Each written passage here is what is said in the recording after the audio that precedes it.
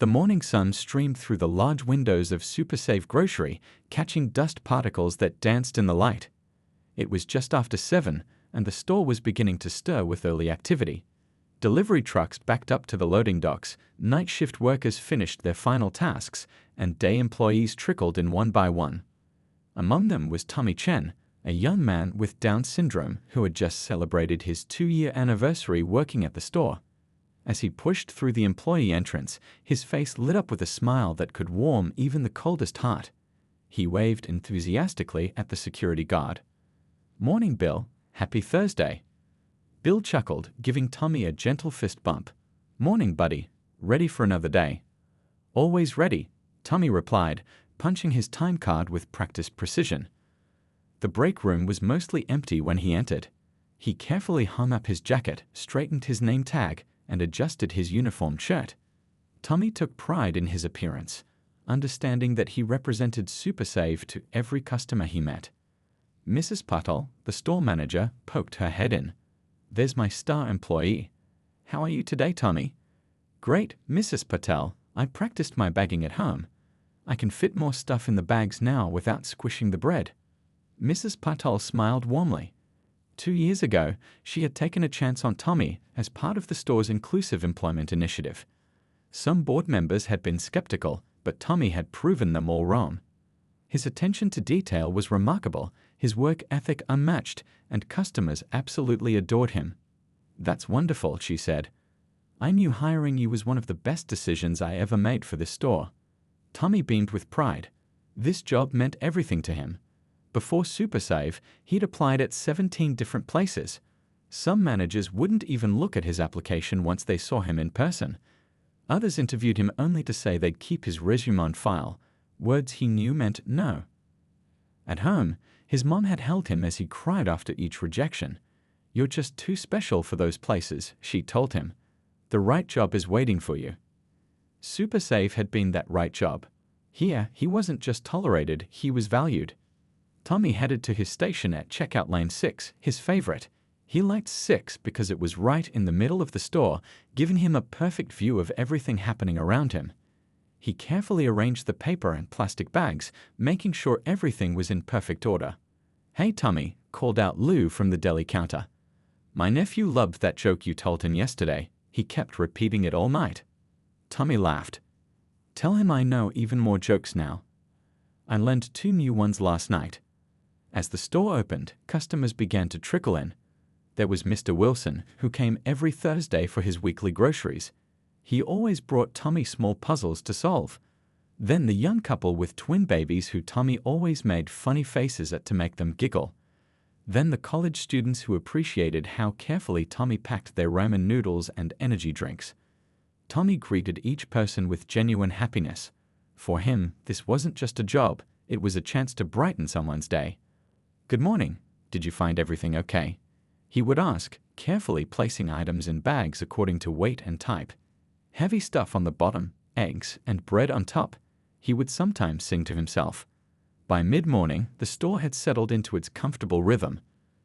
Tommy had helped dozens of customers, each interaction leaving him feeling fulfilled. He never took a single thank you for granted. During his break, he sat in the corner of the break room, eating the lunches Mom had packed. He watched his co-workers chat and laugh.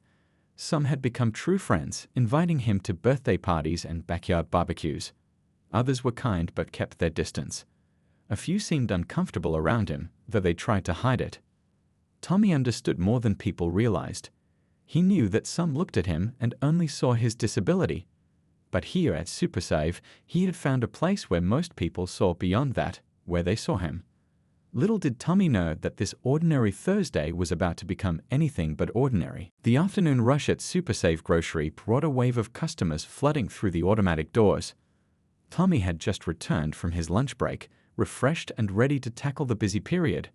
He hummed quietly to himself as he arranged bags at his station, occasionally stopping to high-five a coworker passing by. The intercom crackled to life. "All available cashiers to the front, please. All available cashiers to the front." Tommy looked up at the growing lines and felt a rush of purpose. This was when the store needed him most. He quickly checked that his station was perfectly prepared before the first customer in his line reached him. Paper or plastic? He asked with genuine enthusiasm to each person. Most regulars already knew Tommy's system. Heavy items at the bottom, cold with cold, produced separate from meats and bread and eggs carefully placed on top. He worked with careful precision, each bag a small masterpiece of organization. Outside, dark clouds had begun gathering, promising an afternoon storm. The changing weather seemed to bring in not just rain, but also a change in the store's atmosphere. The customers grew more hurried, more impatient as they tried to finish their shopping before the downpour. At precisely 2:17 p.m., Tommy always kept track of significant moments by looking at the big clock above the customer service desk. A sleek black luxury car pulled into a reserved parking space near the front. Through the large windows, Tommy could see a man in an expensive-looking suit step out, talking loudly on his phone. Even from inside, Tommy could tell the man was angry by the way he gestured sharply with his free hand. "Looks like trouble," muttered Lou from the neighboring checkout lane. "That's that businessman who's always complaining about something." Tommy had never seen the man before. "Maybe he's just having a bad day," he offered optimistically. "My mom says everyone deserves a second chance at a first impression." Lou snorted. "You're too nice for your own good, kid." The businessman, who Tommy would later learn was named Victor Reynolds, entered the store like he owned it. He cut in front of an elderly woman, letting the door almost hit her, and marched straight to the customer service desk. Even from his station, Tommy could hear the man demanding to speak to the store manager about a previous purchase. Mrs. Patol emerged from her office, her professional smile firmly in place despite the man's rising voice. She calmly directed him to the returns counter, where he continued to argue with the clerk about some expensive imported goods he claimed were completely unacceptable quality. While this drama unfolded, Tommy continued helping his customers, though he couldn't help glancing over occasionally. There was something fascinating about the man, his perfect suit, his shiny watch, his air of importance. Tommy wondered what it would be like to be so confident, to take up so much space in a room just by existing. After what seemed like forever, Victor finally completed his return and grabbed a shopping basket. The storm outside had begun in earnest now, rain lashing against the windows as thunder rumbled in the distance. The man's phone rang again, and he barked into it while gathering items from the gourmet section. "No. Tell them the meeting is non-negotiable," Tommy overheard as Victor passed nearby. "I don't care about their scheduling conflicts. If they want my business, they'll make it work." As the afternoon wore on, the storm intensified and Tommy's line grew longer. He maintained his cheerful demeanor despite the increasingly frazzled customers. Many were soaked from the brief dash from their cars, their moods as dark as the clouds outside. Tommy was just finishing up with a mother and her toddler when he noticed Victor approaching with a basket full of expensive items, imported cheeses, organic produce, premium cuts of meat, and several bottles of high-end olive oil. The businessman was still on his phone, barely acknowledging the cashier as she rang up his purchases. And then, as if by some cosmic joke, the computer system froze. The cashier apologized profusely, trying to restart the register while Victor checked his watch repeatedly, his face growing darker by the second. Thunder crashed outside, making the lights flicker momentarily. When the system came back online, the cashier quickly finished scanning the items. "Tommy will help bag your groceries, sir," she said, gesturing to Tommy, who stepped forward with a bright smile. "Hi there, paper or plastic?" Tommy asked cheerfully. Victor finally looked up from his phone, his eyes narrowing slightly as they landed on Tommy's face. He didn't answer, just returned to his call. "Yeah, I'm still here. Just checking out. You wouldn't believe the incompetence I have to deal with." Tommy, used to being overlooked sometimes, simply began carefully arranging the items in premium paper bags. He handled each expensive item with extra care, wanting to show this important-looking man that he was good at his job. The stage was set for what would happen next, a moment that would change not just Tommy's day, but many lives in unexpected ways. Tommy worked with careful hands, arranging Victor's expensive groceries in the paper bags. He placed the heavier items at the bottom, making sure the fancy cheeses wouldn't get squashed. The imported olive oils went along the sides where they would be secure. Years of practice had made Tommy excellent at his job, even if some customers never noticed. Could you hurry it up? Victor snapped, finally ending his phone call. His eyes barely flicked toward Tommy before returning to his watch. Some of us have actual important meetings to get to. Yes, sir. Almost done, Tommy replied with unwavering cheerfulness. Just making sure your fancy olive oil doesn't break. That would be bad. Victor made an irritated sound and drummed his fingers on the counter. The cashier gave Tommy a sympathetic look. They both had dealt with impatient customers before, but something about Victor's attitude felt different, colder, more dismissive. Outside, lightning flashed, followed by a boom of thunder that made the lights flicker again. Several customers gasped. In that moment of distraction, Tommy reached for the last item, a particularly expensive jar of imported olives. The glass was slick, perhaps from condensation or from the rush of handling so many items. Time seemed to slow down as the jar slipped from Tommy's fingers. He made a desperate grab for it, his face transforming from cheerful to horrified in an instant. But it was too late. The jar hit the floor with a sickening crash. Glass shattered across the tile, and the green olives rolled in every direction, swimming in olive oil and brine. "I'm so sorry," Tommy gasped, already kneeling to clean up the mess. His face had gone pale, his hands trembling slightly. "I'll clean it up right away." For a moment, the entire checkout area went silent. Even the beeping of scanners at other registers seemed to pause. Then Victor exploded. "Are you kidding me right now?" His voice cut through the store like a knife. "Those were $50 imported Castelvetrano olives. $50. Tommy looked up, his eyes wide with genuine remorse. "I'm really sorry, sir. The store will replace them for free. Mrs. Patel always says customer satisfaction is." Customer satisfaction. Victor's face had turned an alarming shade of red. "I'm not satisfied having some R-word handling my groceries. This is why they shouldn't let people like you work in public." The hateful word hung in the air. Several nearby customers gasped. The cashier stepped forward. "Sir, that language is completely unacceptable." But Victor wasn't finished. He leaned down, pointing his finger directly in Tommy's face. "Do you have any idea how much time you've wasted? How important I am? I'm a CEO. I make more money in an hour than you'll see in your entire pathetic life." Tommy remained frozen on his knees among the broken glass and olives, his eyes beginning to fill with tears. Yet even then, he tried to be professional. "I'll get another jar right away, sir. The fancy olives are in aisle 7. Don't bother. I want to speak to the manager right now." Victor's voice had risen to a shout that echoed through the entire front of the store. This is exactly what's wrong with the world today. Hiring incompetent people just to feel good about yourself. The cashier had pressed the manager button repeatedly. Other employees looked on in horror, several taking steps toward the scene, but unsure how to intervene without making things worse. "Please, sir," Tommy said quietly, his voice shaking but dignified. "I understand you're upset. My mom says everyone has bad days." "Don't talk about understanding. You clearly don't understand anything," Victor sneered, gesturing wildly. "Is this some charity case? Is this store getting a tax write-off for hiring you?" Lude from the deli counter had made his way over, his face tight with anger. "That's enough, buddy. Back off." "Mind your own business," Victor shut back. "I have every right to complain about incompetent service." Tommy had managed to stand up, carefully avoiding the glass. His uniform was stained with olive oil, and his hands were still shaking, but he maintained his composure even as tears threatened to spill over.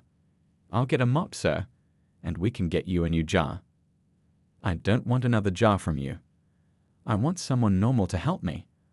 The entire store seemed to hold its breath. Other customers had stopped their shopping to stare at the unfolding scene. Some had phones out, recording. The rain continued to pound against the windows, providing a dramatic backdrop to the tension inside. No one noticed the tall figure who had been shopping in the next aisle over, who had heard everything. No one noticed as he set down his shopping basket and began walking toward checkout lane 6 with purposeful strides. No one, that is, except for 12-year-old Zach, who had been shopping with his mom. The boy tugged frantically at his mother's sleeve and whispered in awe, "Mom, that's Shaq. Shaquille O'Neal is coming over here." Shaquille O'Neal had only stopped by SuperSave to pick up some protein bars and sports drinks. He'd been in town for a business meeting about his latest restaurant venture and wanted to grab a few things before heading back to his hotel. What had started as a quick errand was now something else entirely. Shaq had been browsing the snack aisle when he heard the commotion. At first, he tried to mind his own business. Being nearly 7 feet tall with one of the most recognizable faces in sports meant that public outings often turned into impromptu meet and greets. Usually he didn't mind, but today he'd hoped to stay under the radar. Then he heard that word, that ugly word that Victor had spat at Tommy. Shaq's hand froze mid-reach for a box of protein bars. His sister, Rose, had faced similar cruelty throughout her life.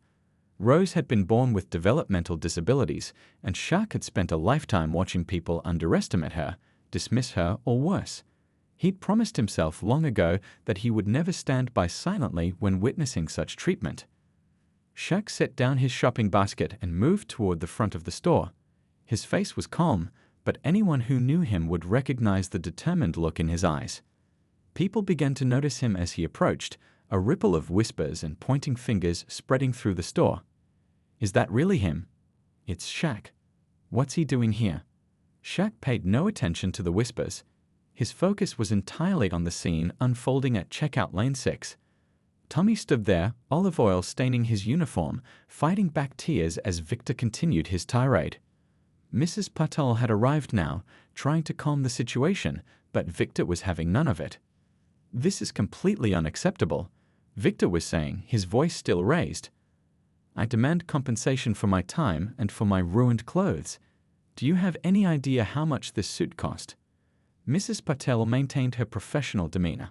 Sir, I understand you're upset, but I must ask you to lower your voice and speak respectfully to our staff. Respectfully? To him? Victor gestured dismissively at Tommy. You should be apologizing to me for hiring someone who can't do a simple job. That was when Shaq stepped into view. At 7'1", he towered over everyone else. The entire store seemed to go silent as he approached. Even Victor, in the middle of his rant, trailed off when the enormous shadow fell over him. Excuse me, Shaq said, his deep voice calm but firm. Is there a problem here? Tommy looked up, his eyes widening in recognition and disbelief. You're Shaquille O'Neal, he whispered. Shaq gave Tommy a warm smile. Just Shaq is fine. Then he turned his attention back to Victor, who had momentarily been stunned into silence. I couldn't help overhearing. Sounds like there was an accident with some olives. Victor, recovering from his surprise, straightened his tie and cleared his throat. Yes, this employee dropped my expensive imported olives, but that's just the beginning. The service here is... Accidents happen, Shaq interrupted, his tone still conversational but with an undercurrent of steel. I've broken plenty of things in my time. Sometimes things slip. Other customers had gathered around, phones out, recording the unexpected celebrity appearance. Victor seemed to realize he had an audience, and his demeanor shifted slightly. Well, of course accidents happen, but it's the attitude that... What's your name? Shaq asked Tommy, ignoring Victor completely. Tommy stood a little straighter. Tommy Chan, sir. I've worked here for 2 years. 2 years? That's impressive, Tommy. You must be good at your job. Tommy nodded, some of his natural enthusiasm returning. I try my best. I'm usually very careful with the glass things. Shaq nodded thoughtfully, then looked around at the mess of olives and glass still on the floor. Let me help clean this up. Oh no, Mr. O'Neal, you don't have to, Mrs. Patel began, but Shaq was already asking for a mop and bucket. I insist, he said. Where I come from, we all pitch in when there's a mess. Victor watched in disbelief as the basketball legend rolled up his sleeves. This is ridiculous, he muttered. I don't have time for this circus. Shaq straightened up to his full height, looking directly at Victor. What was that? The store went silent again. The tension in the air was palpable. Victor, who had been so boldly cruel to Tommy just minutes before, suddenly seemed to shrink under Shaq's gaze. Nothing, Victor mumbled, taking a step back. Shaq nodded once, then turned back to Tommy with a gentle smile. Tommy, I think you and I need to have a conversation with this gentleman. There are some important things he needs to understand. Tommy looked uncertainly between Shaq and Victor. Then, gathering his courage, he nodded. Okay. No one in Super Save Grocery would ever forget what happened next. The crowd that had gathered around checkout lane 6 grew larger by the minute. Cell phones were raised high, recording every moment. Mrs. Patel tried to direct other customers to different lanes, but nobody wanted to miss what was happening. This wasn't just a confrontation anymore, it was becoming something people would talk about for years to come. Shaq placed a massive hand gently on Tommy's shoulder. "You okay, buddy?" he asked quietly. Tommy nodded, though his hands were still trembling slightly. "I'm okay, Mr. Shaq. Thank you." "Just Shaq," he corrected with a smile. Then he turned back to Victor, who was looking increasingly uncomfortable as he realized just how many people were watching and recording. "Let's talk," Shaq said to Victor, his voice perfectly calm but with no room for argument. He gestured toward a quieter corner of the store, near the customer service desk. Victor hesitated, glancing around as if looking for an escape route. Finding none, he reluctantly followed Shaq, with Tommy trailing behind them. Mrs. Patel quickly assigned another employee to clean up the olive mess and followed as well. "Listen," Victor said in a low voice once they were slightly removed from the crowd, "I may have overreacted a bit. It's been a stressful day, and I—" "A bit?" Shaq raised an eyebrow. "You called this young man a word that I won't even repeat. You questioned his right to have a job. You make him feel less than human." Victor shifted uncomfortably. "I'd lost my temper. But you have to understand, those olives were expensive, and I'm late for an important meeting." "Olives," Shaq repeated, letting the word hang in the air. "You publicly humiliated another human being over olives." Tommy, who had been quiet, suddenly spoke up. "It's okay, Shaq. Sometimes people get mad. My mom says everyone deserves forgiveness." Shaq looked at Tommy with genuine admiration. "Your mom sounds like a wise woman, Tommy. But forgiveness is earned through sincere apology and changed behavior." He turned back to Victor. "Wouldn't you agree?" Victor swallowed hard. The store was still watching. The phones were still recording. And one of the most famous athletes in the world was staring him down, waiting for an answer. "Look," Shaq continued when Victor remained silent, "I've got a personal stake in this. My sister Rose has special needs. Growing up, I watched people treat her exactly how you just treated Tommy, like she was somehow less valuable, less deserving of dignity and respect." For the first time, something shifted in Victor's expression, a crack in the armor of entitlement and superiority. "Every time someone treated her that way, it broke a piece of my heart," Shaq continued. "But she's the strongest person I know. You know why? Because she gets up every day in a world that often doesn't understand her, and she faces it with kindness and joy." Tommy was looking up at Shaq with wide eyes, recognition dawning on his face. "Your sister is like me?"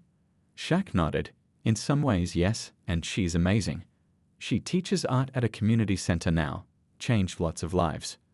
Mrs. Patel, who had been standing back, stepped forward. "Mr. O'Neill, I want to thank you for stepping in. At SuperSave, we've worked hard to create an inclusive environment where all our employees are treated with dignity." "I can see that," Shaq replied. "Tommy here is clearly a valued team member."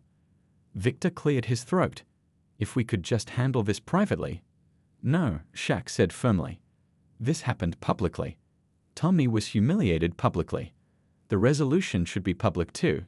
He gestured to the phone still recording. "All these people witnessed how you treated someone you decided was less than you. They should also witness what happens next." Victor's face flushed red again, but this time from embarrassment rather than anger. "What do you want from me?" "I want you to really see Tommy," Shaq said, "not his disability, not a label. I want you to see a human being who deserves the same respect you demand for yourself." Tommy stood a little taller, his natural dignity shining through despite the olive oil still staining his uniform. "And I believe you owe him an apology," Shaq added. "A real one." The store had gone completely silent. Even the usual beeping of scanners and chatter of customers had ceased. Everyone was watching, waiting to see what Victor would do. Victor looked from Shaq to Tommy, then to the crowd of onlookers with their phones, and finally down at his expensive shoes. When he looked up again, something had changed in his eyes. He began, then stopped, cleared his throat, and started again. No one in the store dared to breathe. Victor took a deep breath. For a man used to being in control, this moment clearly didn't come easily. Every eye in the store was on him. The silence felt heavy, broken only by the soft patter of rain against the windows and the occasional low rumble of thunder. "I'm sorry," he finally said, his voice quiet but clear. "What I said was wrong, very wrong." Tommy nodded encouragingly, as if he wanted to help Victor through this difficult moment. Victor looked directly at Tommy now, something he had avoided doing earlier. "I shouldn't have spoken to you that way. I shouldn't have used that word. There's no excuse for how I behaved." Shaq watched carefully, his arms crossed over his massive chest. His expression remained neutral, waiting to see if the apology was genuine. "The truth is," Victor continued, his voice growing steadier, "I've been having the worst day of my career. My biggest client dropped us this morning. My wife called to say our basement flooded. My boss is breathing down my neck." He shook his head. "But that's no excuse. None of that gives me the right to treat anyone the way I treated you." Tommy's face brightened slightly. "Bad days happen to everyone. Sometimes I drop things when I'm upset too." Victor looked surprised at Tommy's capacity for understanding. "I took my frustration out on you because you were an easy target," he admitted. "And that makes what I did even worse." Mrs. Patel nodded approvingly, though her arms remained crossed. The other customers murmured among themselves, many still recording. "You know," Shaq said, addressing not just Victor but everyone listening, "I've been in locker rooms with some of the greatest athletes in history. I've met presidents and movie stars and business leaders. And I can tell you this, how someone treats people they don't have to be nice to tells you everything about their character." He gestured toward Tommy. "This young man comes to work every day with a positive attitude. He does his job with care and kindness.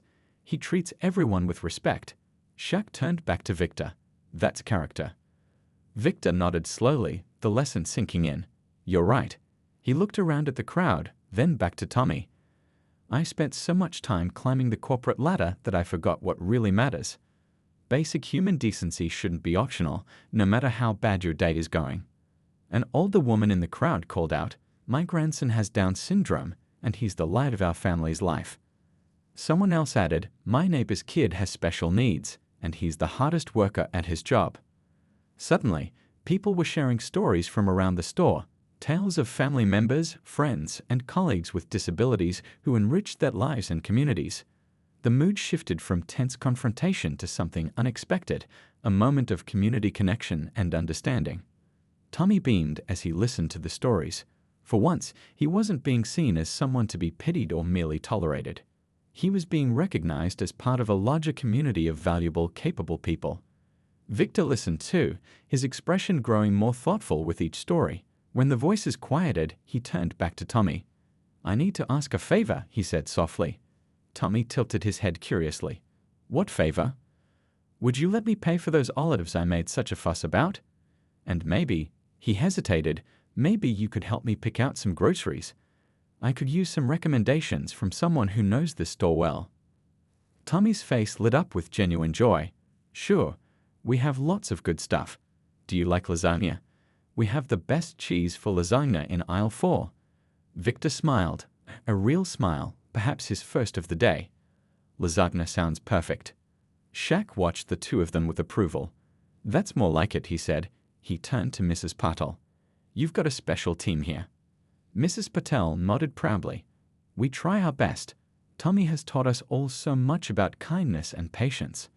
"That's the thing people don't always understand," Shaq said, his voice carrying to those still listening. "When we create spaces where everyone belongs, everyone benefits. Including people we might think are different makes us all better." As Tommy eagerly began showing Victor around the store, pointing out his favorite products and sharing little cooking tips his mom had taught him, something remarkable was happening. The man who had walked in radiating stress and superiority was listening attentively, his shoulders relaxed, occasionally even laughing at Tommy's enthusiastic descriptions. The rain outside had begun to ease, and sunlight was breaking through the clouds. Like the weather, the atmosphere in Super Safe Grocery had transformed completely. But the story wasn't quite over yet. 3 weeks later, Super Safe Grocery was busier than ever. The video of Shaq confronting Victor had gone viral, racking up millions of views across social media platforms. Local news stations had picked up the story, and suddenly the little grocery store was famous. Tommy arrived for his shift on a sunny Thursday morning, cheerfully greeting Bill the security guard just like always. But unlike before, Bill wasn't the only one who knew Tommy by name. Now customers came specifically to his checkout lane, often waiting longer just to be helped by him. "Morning, Tommy," called Mrs. Wilson, a regular who had been shopping at SuperSave for years. "How's your day going?" "Great, Mrs. Wilson. Did you find everything you needed?" Tommy's warm smile hadn't changed a bit despite his newfound fame. As Tommy began carefully bagging Mrs. Wilson's groceries, Mrs. Patel approached with an envelope in her hand and a wide smile on her face. "Tommy, when you finish with Mrs. Wilson, could you come to my office? There's something important I'd like to discuss with you." Tommy nodded eagerly. "Yes, Mrs. Patel, I'll be right there." After finishing with his customer, Tommy made his way to the manager's office, curious about what Mrs. Patel wanted to discuss. When he opened the door, he froze in surprise. Standing beside Mrs. Patel's desk was Victor, the same Victor who had caused such a scene weeks ago. But this Victor looked different. His face was relaxed, his posture less rigid. He was even wearing jeans and a casual button-down shirt instead of his expensive suit. "Hello, Tommy," Victor said with a genuine smile. "It's good to see you again." "Hi, Mr. Victor," Tommy replied, his natural friendliness overcoming his surprise. "You look different today." Victor laughed. "I feel different. A lot has changed since we last met." Mrs. Patel gestured for Tommy to take a seat. "Victor has a proposal he'd like to share with you, Tommy. I think you're going to like it." Victor nodded, suddenly looking a bit nervous. "After what happened that day, well, it made me do a lot of thinking. About my life, my priorities, the kind of person I've been." He took a deep breath. "I realized I didn't like what I saw." Tommy listened attentively, his head tilted slightly to one side. "So I made some changes," Victor continued. "I stepped down from my high-stress position at the company. I'm starting a new business, one that actually helps people." "What kind of business?" Tommy asked. Victor smiled. "That's where you come in. I'm creating a job training program specifically designed for people with developmental disabilities. Real jobs with real wages and real opportunities for advancement." Tommy's eyes widened. "Really?" "Really," Victor confirmed. "And I'd like you to be our first consultant. We need someone who understands firsthand what works and what doesn't. Someone who can help us design a program that treats everyone with dignity and respect." "Me," Tommy whispered, his voice filled with wonder. "You want my help?" Mrs. Patel beamed. "You'd still work here part-time, Tommy, but Victor's company would pay you as a consultant for your expertise." Tommy looked between Mrs. Patel and Victor, his expression cycling through surprise, disbelief, and finally joy. "I'd be really good at that. I have lots of ideas about how to help people like me get good jobs." Victor nodded. "I know you do. That's exactly why we need you." What had begun as one of the worst days of Tommy's life had somehow transformed into an unexpected blessing. Not just for him, but potentially for hundreds of others like him who deserved the chance to show their abilities. Later that week, Tommy received another surprise. A delivery of basketball tickets for him and his family, along with a signed jersey. The note simply read, "Keep changing the world, Tommy, Shaq." The story of what happened at SuperSave Grocery that stormy afternoon continued to spread, touching hearts and opening minds. A moment of cruelty had been transformed into a movement of kindness, all because one young man with Down syndrome faced hatred with dignity, and because those around him, from a famous basketball legend to everyday shoppers, chose to stand up for what was right. Sometimes it's not the challenges we face that define us, but how we respond to them. And sometimes the most powerful lessons come from the most unexpected teachers.